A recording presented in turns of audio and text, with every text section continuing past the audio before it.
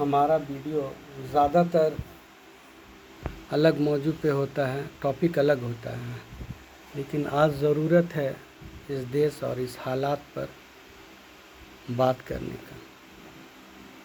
तो इस देश की हालात पर बात करने से पहले मैं आपको बता दूं कि 2024 का इलेक्शन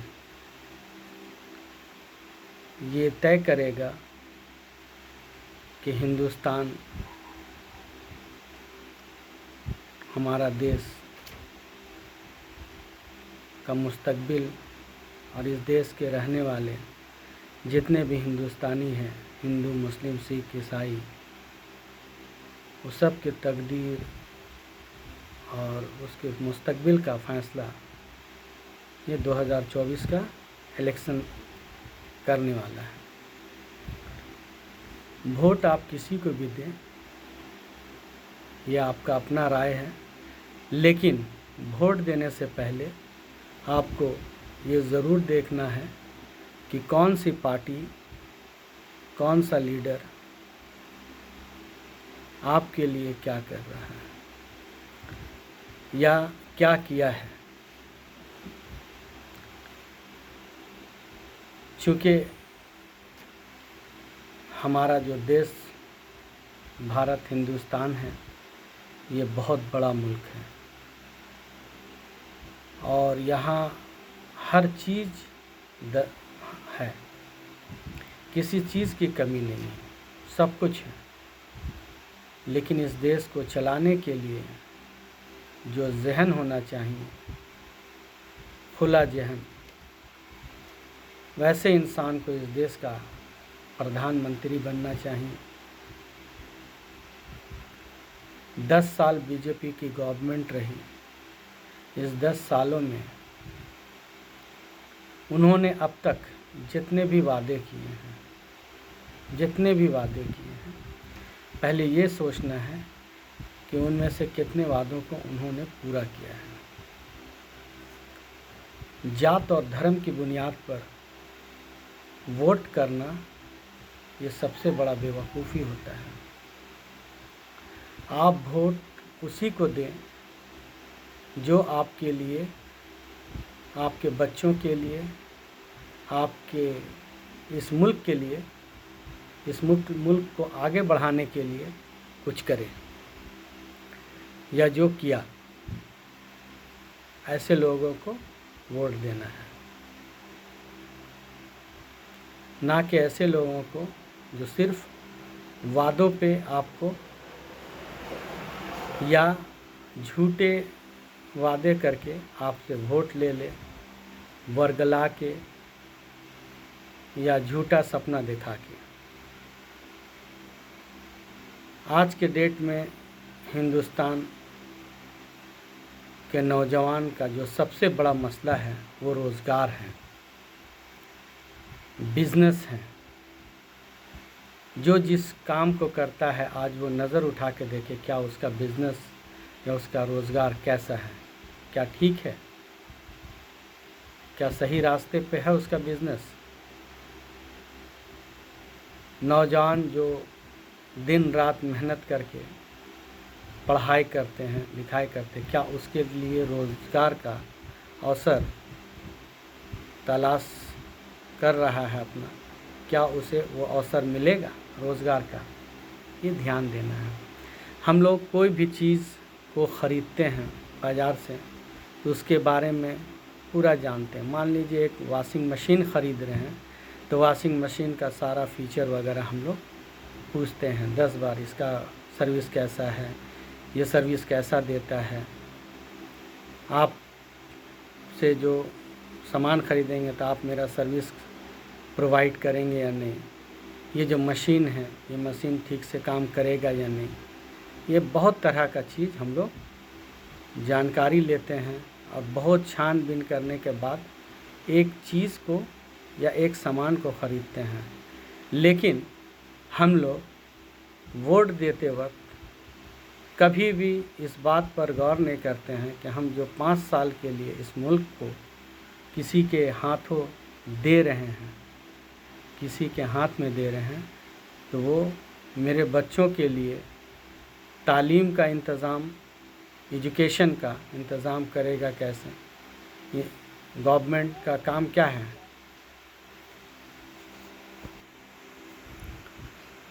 आपके बच्चों का एजुकेशन, आपका हेल्थ, और बच्चे जब पढ़ ले लिख ले तो उसको रोज़गार दिलाने की ज़िम्मेदारी या देने की ज़िम्मेदारी, रोज़गार का मौका फराहम करना, ये गवर्नमेंट का ज़िम्मेदारी है। सिर्फ धर्म की बुनियाद पर अगर आप किसी को वोट करते हैं तो वोट करने के बाद वो हुकूमत तो बनाएगा, लेकिन वो आपको आपकी ज़रूरियात जो ज़िंदगी में पड़ेगी, सिर्फ धर्म जो है वो आपका या इंसान का, मेरा आपका पर्सनल मामला है। जिस तरह खाना पीना इंसान का पर्सनल है कि कौन क्या खाता है, कौन क्या पीता है, उसी तरह कोई मंदिर में पूजा करता है, बहुत से मुसलमान जो हैं वो मस्जिद में इबादत करते हैं, क्रिश्चियन गिरजा घर जाते हैं, और ईसाई जो हैं वो अपने धर्म स्थल पे जाते हैं और अपनी इबादत करते हैं। ये आपका मसला है, ये इंसान का जाति मामला है। इसमें आप का मर्जी है, जिस मज़हब को फॉलो कर रहे उसको फॉलो करें, लेकिन देश चलाने के लिए ऐसे इंसान को चुने, ऐसे पार्टी को चुने जो देश की तरक्की के लिए सोचता हो, देश की गरीब जनता के लिए काम करे और देश की बेरोज़गारी को दूर करने के लिए काम करे। आप किसी को वोट करने से पहले ये देखें कि जो वादा करके वो 10 साल रहा है हुकूमत में, क्या उसने जितना वादा किया था, क्या वो वादा पूरा हुआ? 2 करोड़ रोज़गार का वादा किया था, क्या 2 करोड़ रोज़गार मिला? 1 नंबर। 15 लाख सबके खाते में जाएंगे, ये तो अमित शाह जी ने साफ कर दिया कि ये जुमला है, 15 लाख किसी के खाते में यूँ ही नहीं जाता। ये जनता भी समझती, वो कह दिया कि ये हम लोग जुमला है, ये बेवकूफ़ बनाने का अल्फाज था। दूसरी बात क्या है कि एजुकेशन के ऊपर क्या काम कर रहा है, एजुकेशन के ऊपर क्या काम किया 10 साल में? कितने यूनिवर्सिटी खुले नए, कितने एम्स, कितने आईआईटी इन 10 सालों में खुले? आज के डेट में किसी भी चीज़ को जानने के लिए किसी से पूछने की ज़रूरत नहीं है। आपके हाथ में मोबाइल है, गूगल में जाइए, सर्च कीजिए कि पिछले 10 सालों में हिंदुस्तान में नया एम्स और नया आईआईटी कितना खुला। यूपी में सरकारी स्कूल को बंद किया जा रहा है, तो गरीब के बच्चे कहाँ जाएंगे पढ़ने के लिए, तालीम के लिए? तालीम हासिल करने के लिए उसे स्कूल की ज़रूरत पड़ेगी, मंदिर नहीं, मस्जिद नहीं। तालीम हासिल करने के लिए स्कूल की ज़रूरत है, स्कूल चाहिए। अगर हम बीमार पड़ेंगे तो हमारा इलाज के लिए हॉस्पिटल की ज़रूरत है, मंदिर या मस्जिद की नहीं, हॉस्पिटल चाहिए। और जब मेरा बच्चा पढ़ाई करने के बाद, तालीम मुकम्मल करने के बाद उसे रोज़गार चाहिए, अपनी ज़िंदगी को गुजारने के लिए रोज़गार चाहिए। तो देखना ये है कि हमको बुनियादी ज़रूरियात, जो सबसे ज़्यादा बुनियादी ज़रूरत है वो क्या है? रोटी, कपड़ा और मकान। और ये सब चीज़ जुड़ा है इंसान की रोज़ाना की ज़िंदगी से। आज के डेट में प्राइवेट हॉस्पिटल में अगर कोई इंसान जाता है तो उसको लूट लिया जाता है, लूट घसोट लगा हुआ है। मतलब इतना खर्च है कि गरीब आदमी का दम बाहर ही निकल जाता है, वो इलाज भी नहीं करा पाता।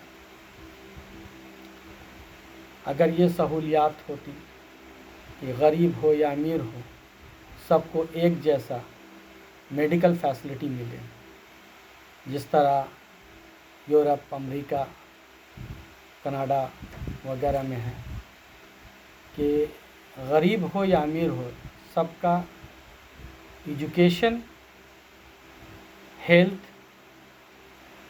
की जिम्मेदारी और रोज़गार दिलाने की जिम्मेदारी ये सरकार की होती है। तो हम भारतीय होने के नाते ये भी हमारा फ़र्ज़ है कि हम ऐसे गवर्नमेंट को चुनें, ऐसे इंसान को चुनें जो आवाम के लिए काम करें, ना कि किसी ख़ास व्यक्ति वर्ग के लिए काम करें। आज के डेट में जो गवर्नमेंट है वो क्या काम कर रही है? सरकार का जितना भी सरकारी चीज़ था, सरकारी संस्था था, वो सब प्राइवेटेशन हो रहा है, किसी चुनिंदा इंसान को ही दिया जा रहा है। रेल हो, भेल हो, LIC में आदमी इन्वेस्ट करता था पैसा बढ़िया रिटर्न के लिए। आज का डेट में LIC सबसे कम रिटर्न दे रहा है, सबसे कम। LIC का बिज़नेस भले बहुत बढ़िया हो रहा हो, वो एजेंट और डेवलपमेंट ऑफिसर की मेहनत के बदौलत, मतलब LIC में जो स्कीम है, LIC का जो बोनस रेट है, जो रेट ऑफ इंटरेस्ट है, वो पिछले 10 सालों में सबसे नीचे आया है। बैंक की हालत भी बहुत ख़राब है, बैंक का रेट ऑफ इंटरेस्ट भी बहुत नीचे आया है। सोने का भाव, डॉलर जब ऊपर उठता है, रुपया नीचे गिरता है, तो जाहिर सी बात है सोने का भाव बहुत बढ़ जाता है। आज का डेट में सोना अप्रॉक्सीमेटली 70,000 का 10 ग्राम है। सोना चांदी तो भाई जब शादी ब्याह करता है कोई गरीब आदमी, तो सोचता है चलो कुछ सोना दे दे बच्ची के कान में या नाक में।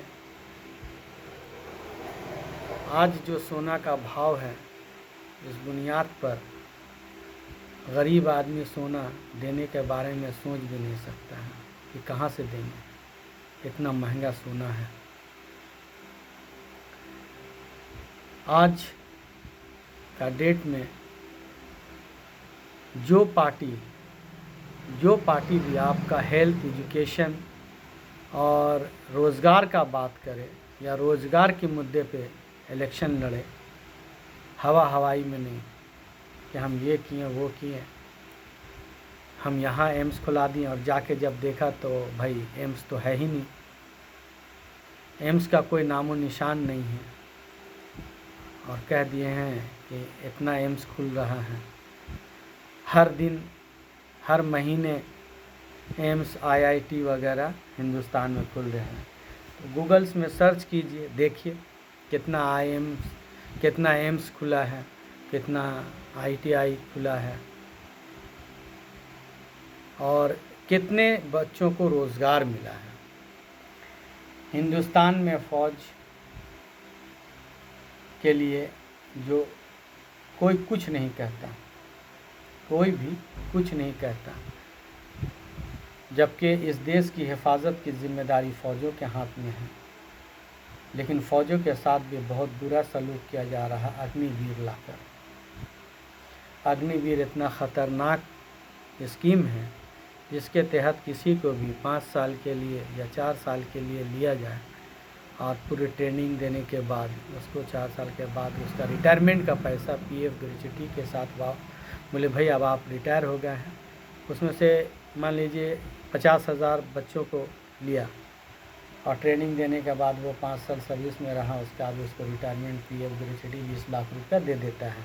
अब आप रिटायर कर गए तो वो करेगा क्या? 20 लाख कितना दिन चलेगा? और 5 साल के बाद उसका एज भी ख़त्म हो जाता है, वो ओवर एज हो जाएगा। तो ओवर एज होने के बाद वो कहाँ जाएगा? एक नंबर। दूसरी नंबर बात ये है कि वो बंदा जो पूरा आर्मी का ट्रेनिंग लिया या फोर्स का ट्रेनिंग लेके बेरोज़गार होगा, अगर वो गलत रास्ते पे निकल गया तो क्या उसको रोक पाना आसान होगा? नहीं। अगर वो गलत रास्ते पे निकल गया अपना परिवार के लिए या अपना पेट पालने के लिए या गलत लाइन पकड़ लिया तो पुलिस कभी भी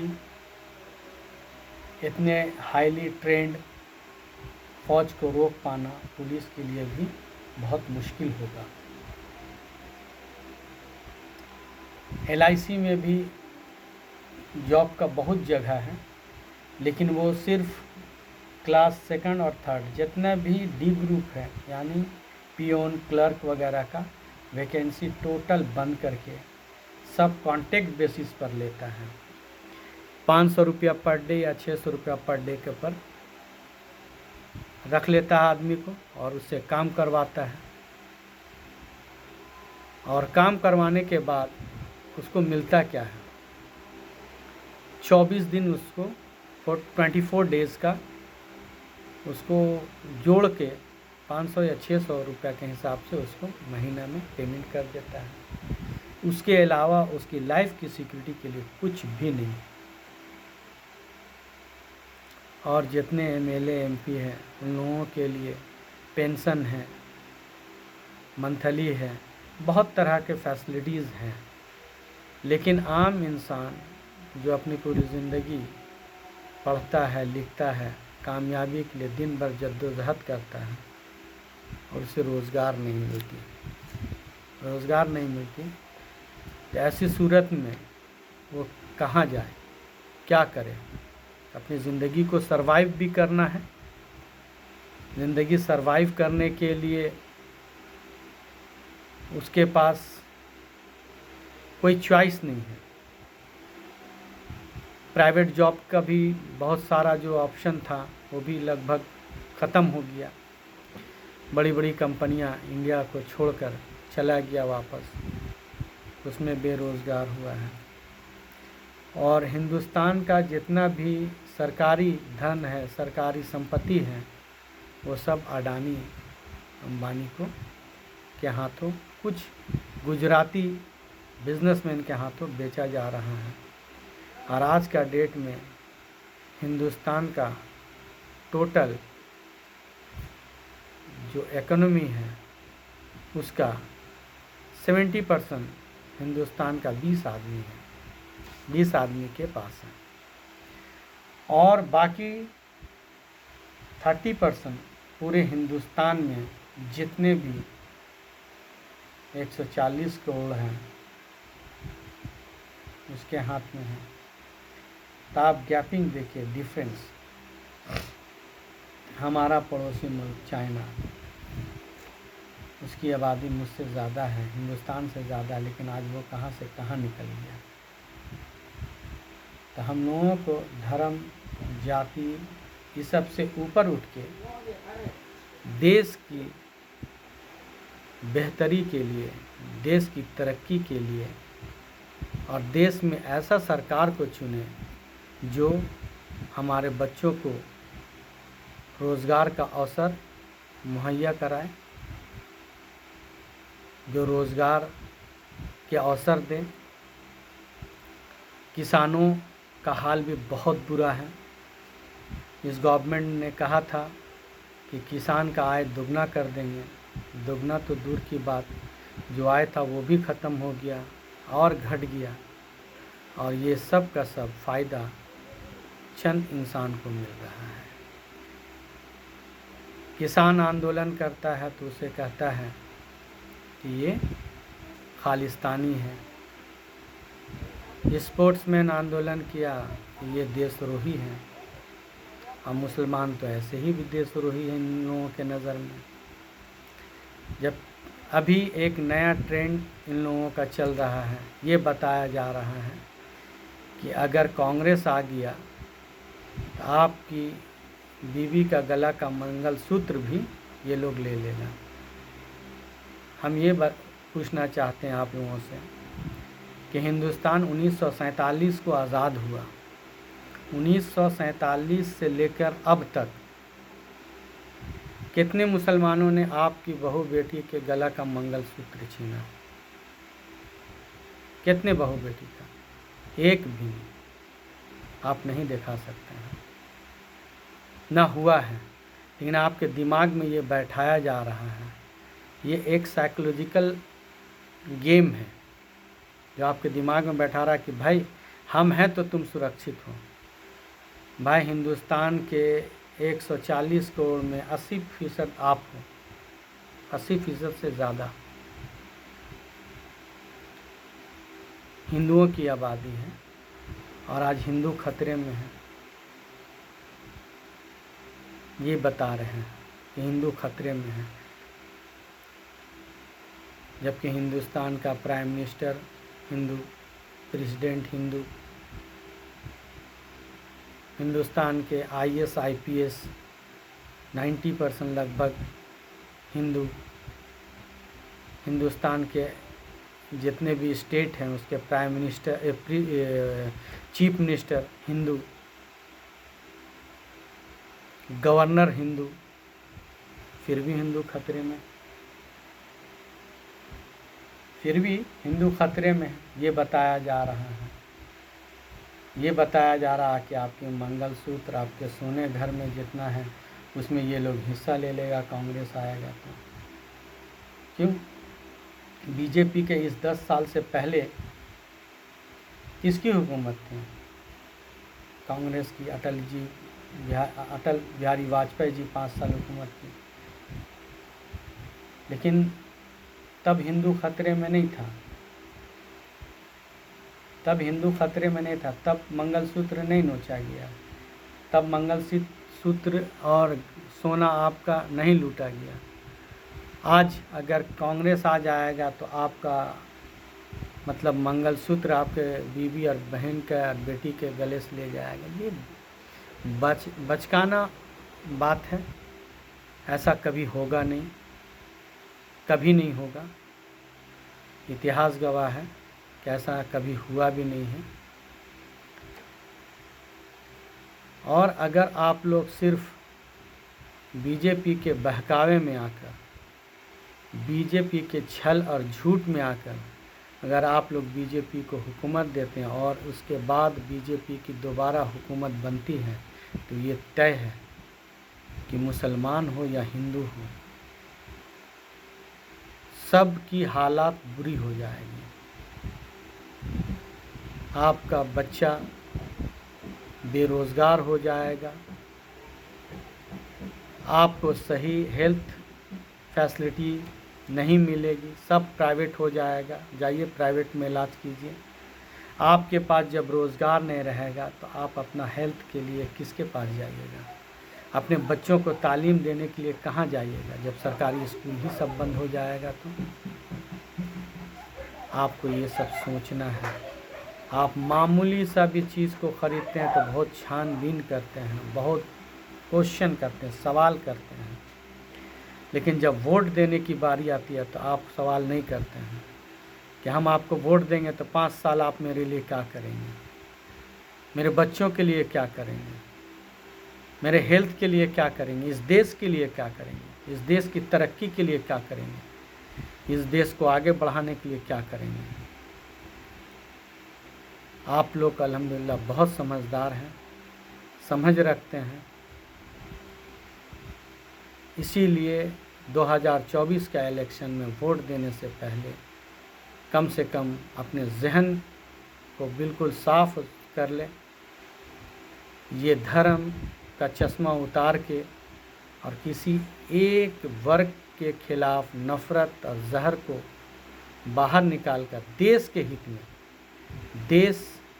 हित में सोचें कि इस देश और इस देश के भविष्य के लिए कौन बेहतर है, कौन इस देश के भविष्य को बेहतर बना सकता है, उसी को वोट करें। बाकी वोट आपका हक है, आप किसके देंगे किसे नहीं देंगे ये आप खुद तय करें।